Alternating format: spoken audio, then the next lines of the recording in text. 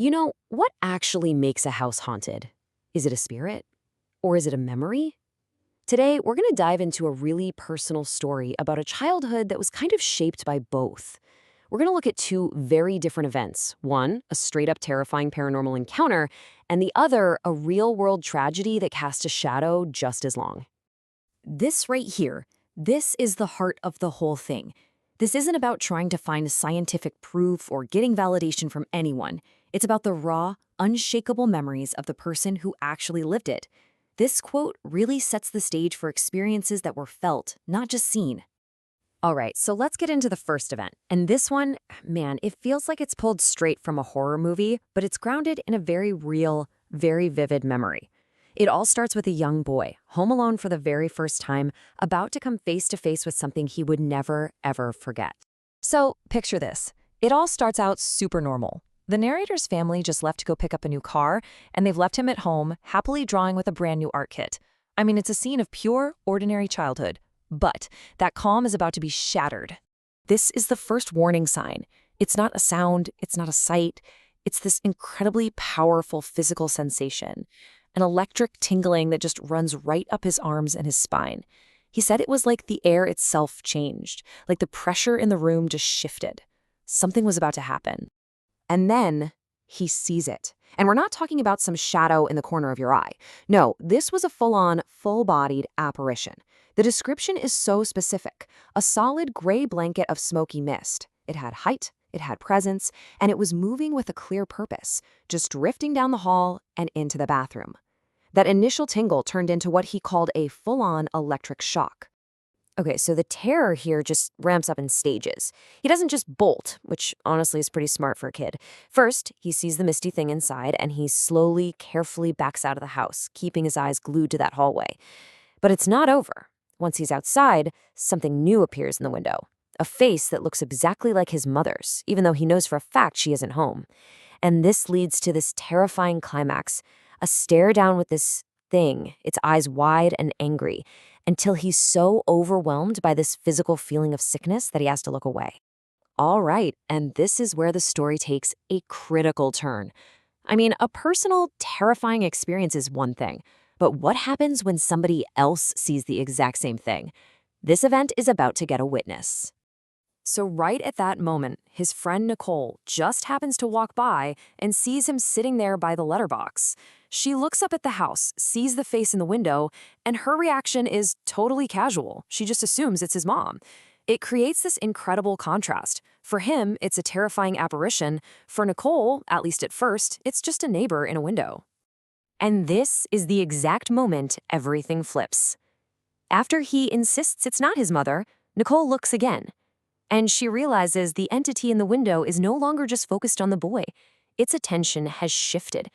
Her realization, no, it's staring at us, is what transforms her from a skeptical bystander into a terrified participant. So now they're in this together. They actually link arms and decide to confront the face. As they take those last few steps toward the window, the entity reacts. It doesn't scream, it doesn't lash out, it just recedes. It silently dissipates, just like an exhaled cloud of black smoke, and the vertical blinds fall right back into place, as if nothing was ever there. Okay, so now we're going to shift gears. We're moving from a supernatural story to a completely different kind of haunting, one rooted in a real-world tragedy from the narrator's father's childhood. This is a story that carries a profound weight, and it helps explain some of the lingering shadows in this family. Yeah, this is a really heavy piece of family history. When the narrator's father, Mark, was only 12 years old, he was involved in an incident that led to the death of his best friend, Stephen. The official ruling was death by misadventure. But for a kid to have to carry the weight of an accusation like that, well, that's a kind of ghost that follows you forever. So, what on earth happened? Well, the plan was born from the kind of dangerous mischief only young boys could invent. Two best friends find a long rope and a barrel of kerosene at an old, abandoned cricket ground. Their game? Soak the rope, lay it in a big circle, stand inside, and then light it, trying to jump out before the flames could race all the way around. It was a tragically naive and incredibly dangerous idea. They just completely underestimated the fuel. The kerosene-soaked rope didn't just slowly burn, it ignited, almost instantly. With a single spark, the two boys were surrounded by an intense wall of fire. Their game of bravado turned into a desperate fight for their lives in a matter of seconds. Mark just barely manages to die through the flames. Stephen follows right after him, but he's been fatally injured. He collapses into Mark's arms and whispers these just haunting last words. A moment of dark, childlike humor right at the most unimaginable end. This trauma became a foundational ghost in the family's story. You see, these two events, the face in the window and this horrible fire, they're not just separate stories.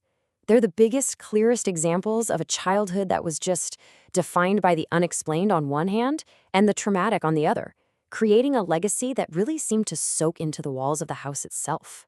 And yeah, the activity in that house was pretty much constant.